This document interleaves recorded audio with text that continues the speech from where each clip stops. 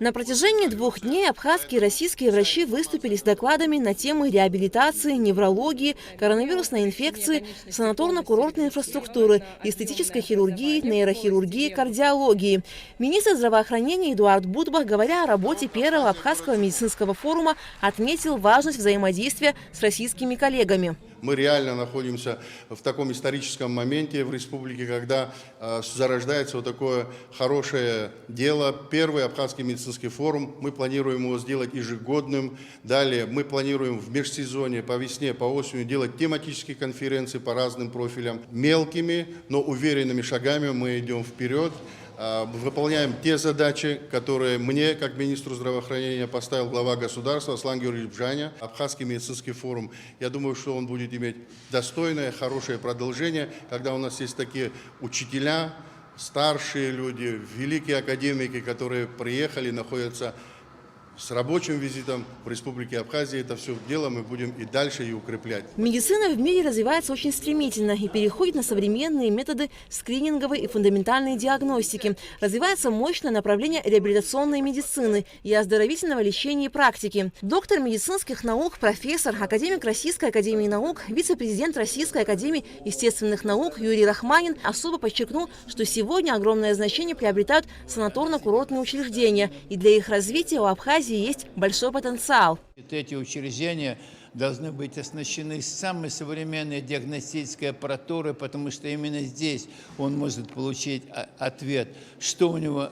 за болячки, что с этим делать. И второе, уже, конечно, нужно располагать не только природными возможностями, а природа очень много дает для учреждений Абхазии, но и специальными медицинскими услугами, физиотерапия, теренкуры, лечебная гимнастика, массаж и прочие процедуры, которые тоже должны быть поставлены на высокий уровень. Вот обмену этой вот информацией и определенной тенденции к централизации, общению, для того, чтобы знать, где и когда перенимать самый передовой опыт. Не начинать все с нуля, а начинать танцевать уже с определенных позиций. В ходе форума абхазские и российские врачи делились мнениями и опытом реабилитации людей, приезжающих в Абхазию, а также говорили о реабилитации граждан республики, перенесших различные травмы и заболевания. Мне кажется, было очень важно услышать, обменяться мнениями и понять, что же, собственно, нужно делать, какая дорожная карта должна быть построена. Что-то мы уже показывали, потому что мои коллеги консультировали пациентов, показывали, что можно делать уже сейчас, что нужно сделать для того, чтобы реабилитация, восстановление было еще более эффективным.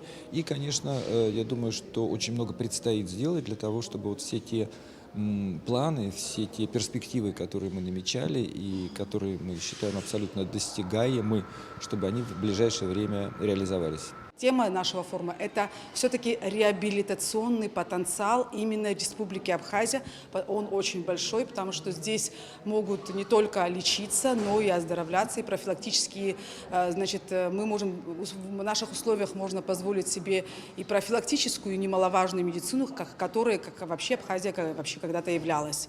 Поэтому сегодня идет этот этап возрождения, этап возможности возрождения именно в наших условиях, обмен опытами, будут приезжать специалисты, которые будут, значит, обучаться. Мы тоже, специалисты, которые есть в Абхазии, мы же тоже обучаемся в основном в Российской Федерации, мы являемся студентами этих вузов тоже, и поэтому это будет помогать именно развить реабилитационный потенциал. А он без медицинской основы и без наших природных ресурсов. В работе форума приняли участие профильные абхазские специалисты, которые выступили с докладами. Помимо научной составляющей форума была и практическая работа. Российские медики провели прием пациентов в медучреждениях республики. Руководитель Центра ортопедии и хирургии Федерального медико-биологического агентства Жаглин Антон Владимирович со своим другом, тоже травматологом, заведующим отделением, они здесь провели 2 операции по замене коленного сустава. Абсолютно бесплатно, как для наших пациентов.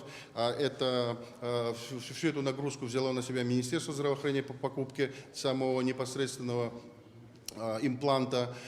Коллеги провели мастер-класс и также показали, как устанавливать эти импланты, потому что это все такое передовое. В республике это далее уважаемый академик, вчера Караулов поехал, великий аллерголог, иммунолог, поехал в республиканскую больницу, проконсультировал там пациентов, предварительная была запись, согласование.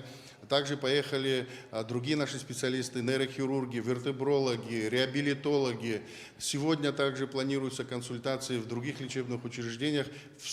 Под всех пациентов персонально были записаны пациенты, предварительно доктора отобрали этих пациентов, просмотрели историю болезни, сделали снимки при необходимости свежие, кому-то сделали компьютерную томографию.